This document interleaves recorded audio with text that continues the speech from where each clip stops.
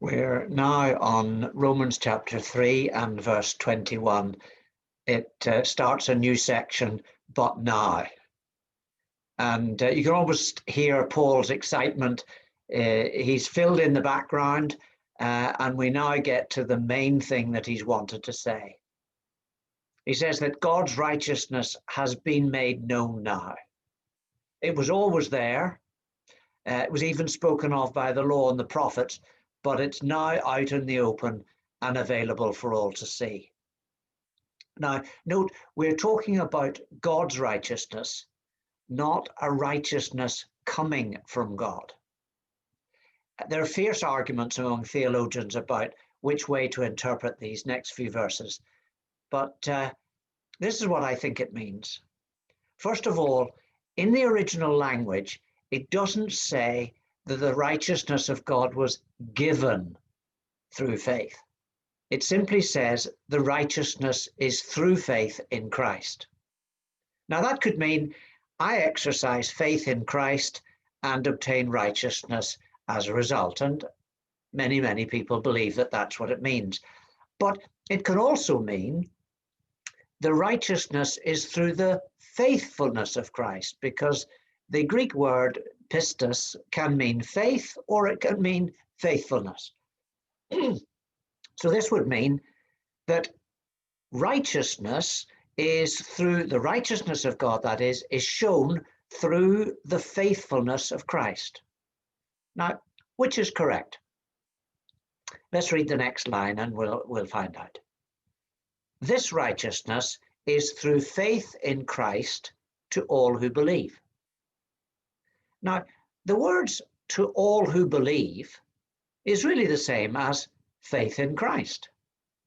This, in effect, means that Paul is saying righteousness is through faith in Christ to all who have faith. Well, that's just repeating itself. Now, it could mean that Paul is saying that the righteousness through faith is to all people, both Jew and Gentile, since all have sinned. And that's certainly part of what Paul is saying. But it could equally be saying that God is righteous in providing a Messiah who would bring deliverance. And through the faithfulness of Christ, in totally committing himself to what God has promised, there is now a new relationship with God for anyone who believes, whether Jew or Gentile. Everyone needs it, since both Jew and Gentile have sinned. Now, I personally favor this latter interpretation, but there are lots of arguments out there as to what the true meaning of these verses really are. Well, we now come to a famous verse, Romans 3:23, all have sinned and fall short of the glory of God. I really do think that this verse has been regularly misinterpreted because of the examples we've learned from childhood. How this is explained is usually that we're given a picture of two cliff edges and an attempt by people to jump across from one edge of the cliff to the other. Everyone falls short. Man is on one side and he cannot jump over to God who's on the other side. And the glory of God is interpreted as God being perfect, and we fall short of that perfection through sin. Now, that's certainly true, but I don't think that's what the verse is saying. Everyone falls short of the glory of God.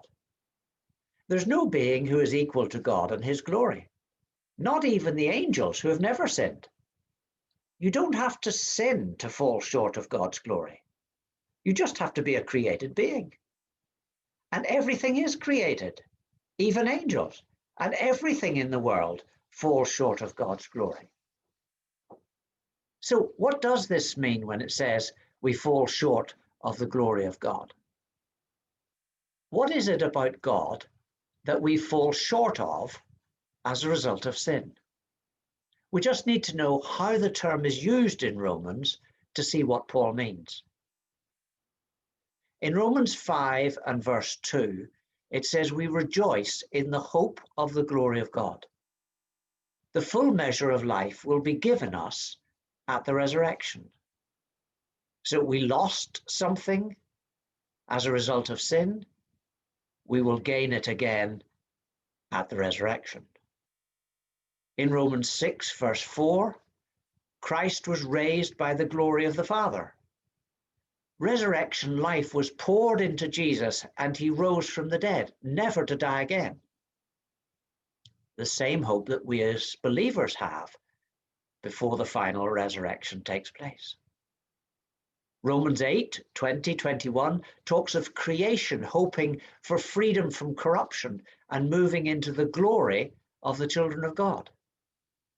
So what do all these have in common? Well, death is the consequence of sin. So Romans 3:23 means all have sinned and are subject to God.